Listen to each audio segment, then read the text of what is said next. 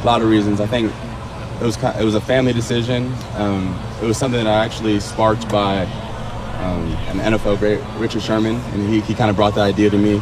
He actually brought the idea to my dad, and then my dad brought the idea to me, and I actually talked to him about it. And it took a couple nights of thinking. I actually brought it to the staff, to the coaches, and I don't know if they really took it seriously too much in the very beginning. I don't know if they knew if I was actually serious about it or if I was kind of just a thought.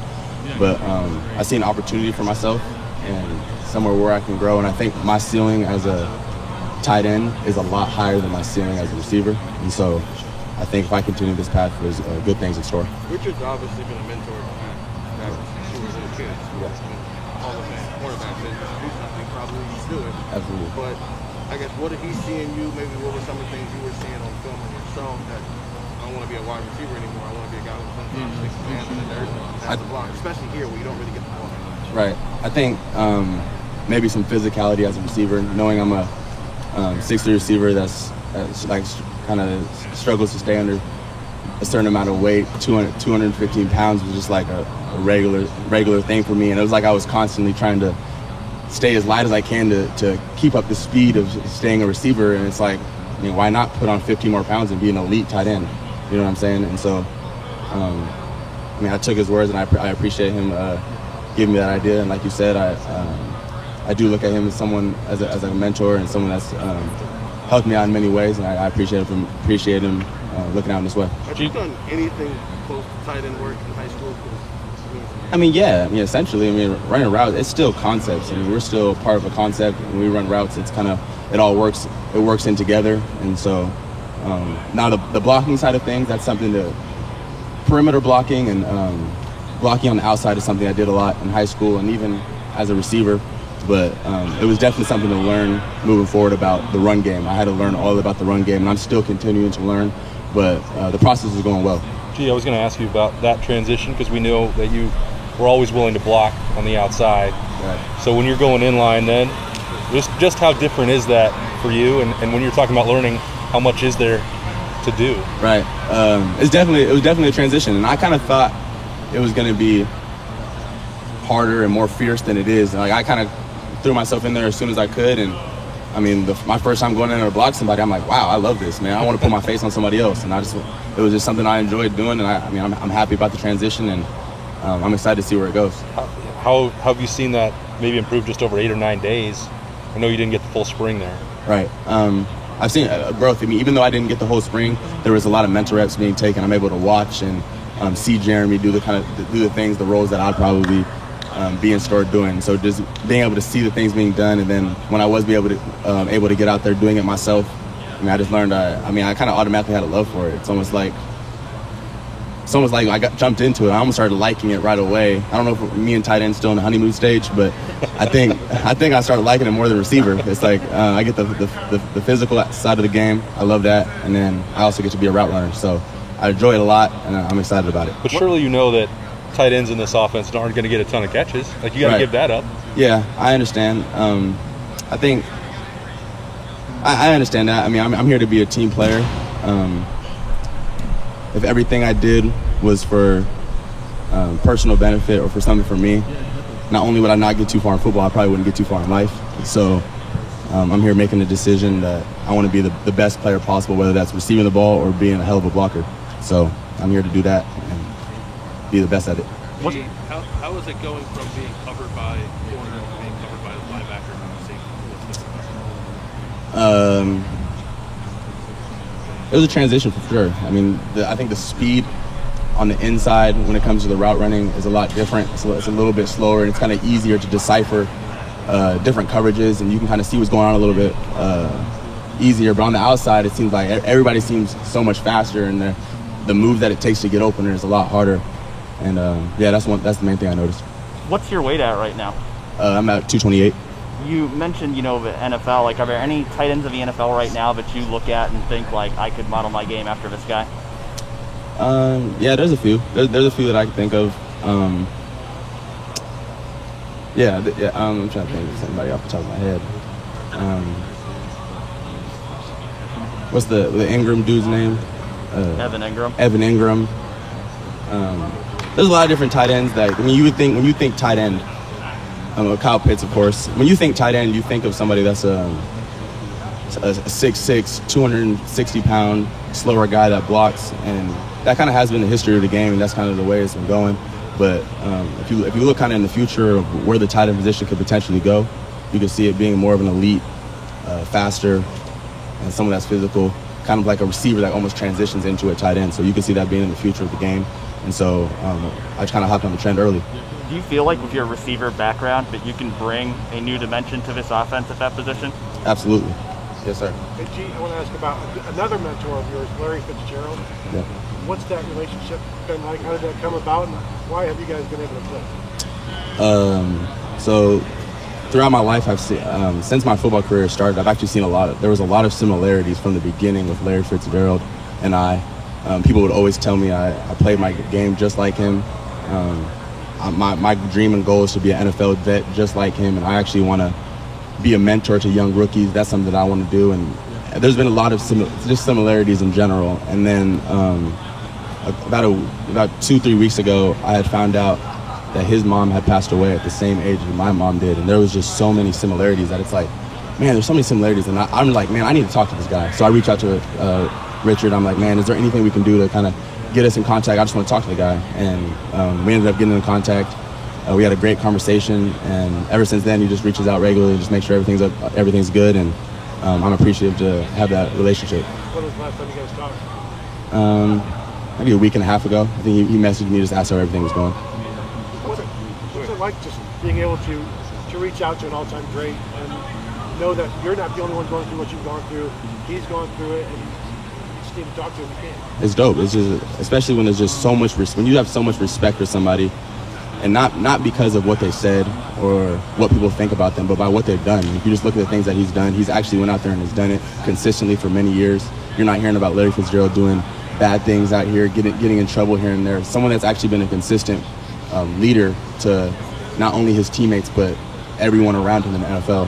And so being able to hear words straight from him, man, it's a blessing for sure. What's a tip he's given you? I mean, or some advice he's given you that you can pass on? The advice that he's given me has had nothing to do with football, honestly.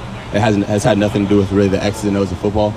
It's been a lot about life and stuff like that, and the obstacles that you're going to have to overcome, and chasing being the best person that you can be. And so those are the kind of things that we've talked about. I mean, it hasn't been too much the X's and O's of football. Do you feel blessed that you have access? I mean, you kept talking about it a second ago.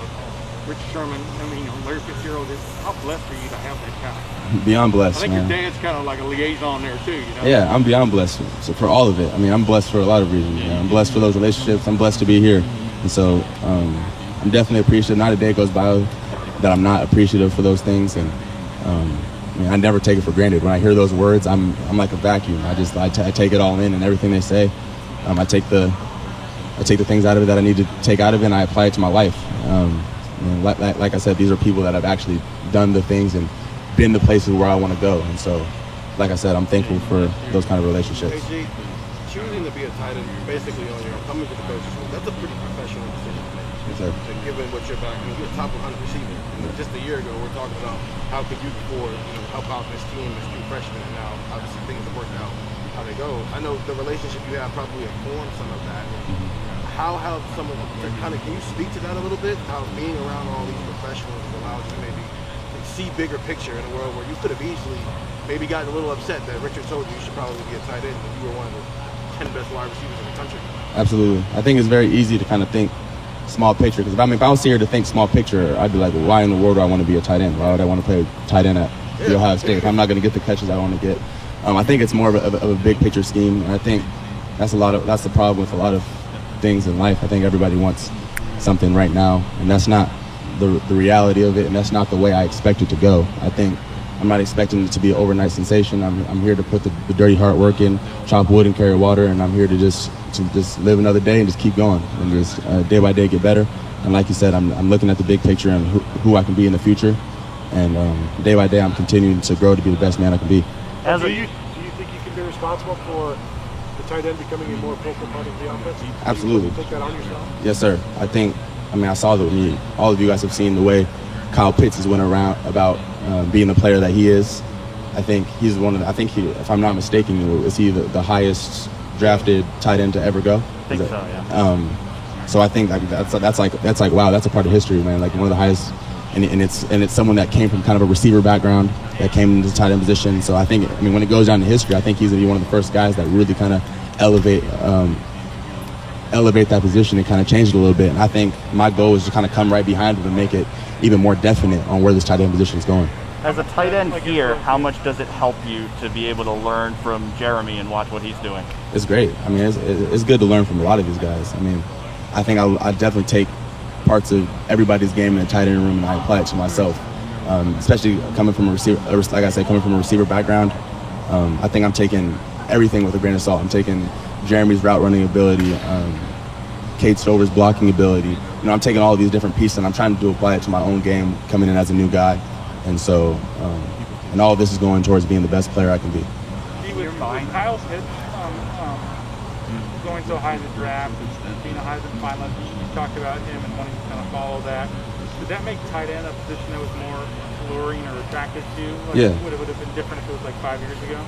I think it's a combination of all the things that we've been talking about so far in this conversation. I think it's been the mentorship. I think it's been a personal decision. I think it's been the way I see the tight end position going with Kyle Pitts.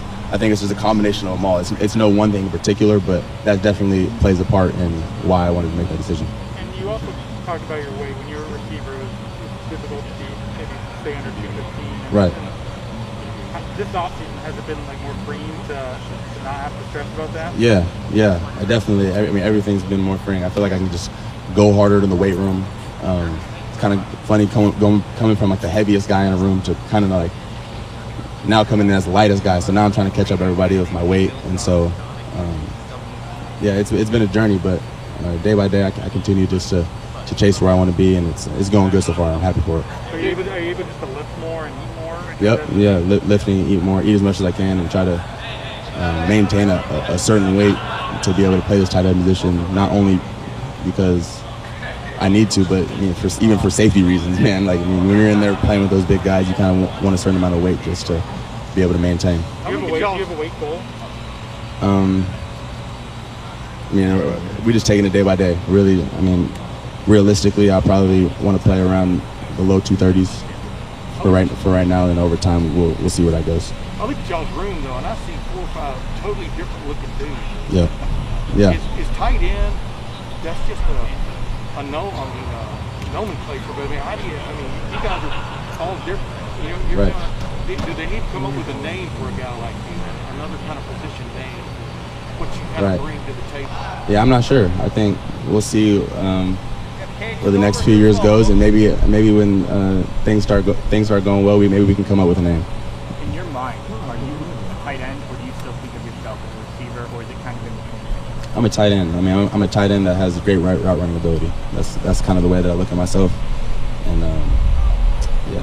And future-wise, and I know you're focused on here and now, but because the NFL is a big part of your background, right? Is that what you want to do in the NFL? Would you consider moving back to? How do you view what comes next? I think I'm just considering whatever makes me the best football player possible. I think if it came to the point where I move back to the receiver position, I think there's no fault, but I think now I just kind of have a better understanding of the run game and how blocks work on the inside. I think it's just a win-win situation, whether I'm on the inside playing tight end or I'm out wide playing receiver. I think I can do both. But to answer your question, I'm a tight end. So two more questions. The guys in your receiver room, especially your classmates, and then the guys in the tight end room, when you kind of told them about. Sorry, can you ask that question? Just the reactions of guys in the receiver room when you told them you were leaving, and then when you went to the tight end room, how did they kind of receive you? Everybody was supportive of it. Especially the receivers. They're like, all my teammates at first were like, they were surprised. But they're like, man, that's good for you. That's good for you. I see a bright future for you, and go do that. I think that was another thing that kind of made the transition easier. Is just the support of everybody around me. They've all kind of came together and made me feel good about it. So I feel good, and I'm ready to rock. Because of your background, do you see it as kind of an opportunity to have sort of a unique career here, and that you're going to show defenses maybe something they haven't seen? You get to give the Ohio State offense something it hasn't necessarily been able to utilize. Absolutely, yeah, absolutely. I think I hear a lot of people say that the tight end position here doesn't really get the ball too much. But I mean, my answer to that is why not? I mean, why can't that change? And why can't we install different things into the offense to make that be different? And I think moving forward, that's exactly what I want to do, and I want to continue to cause mismatches for the defense, and that's my plan. But it's like you have to do things to prove yourself worthy of that. That's kind of the conversation that's been going on here, right, for years. Like every throw to a tight end is a throw that doesn't go to somebody else. Right, absolutely. And I'm here to just take advantage of every opportunity that I get and be the best Buckeye possible. Thank you.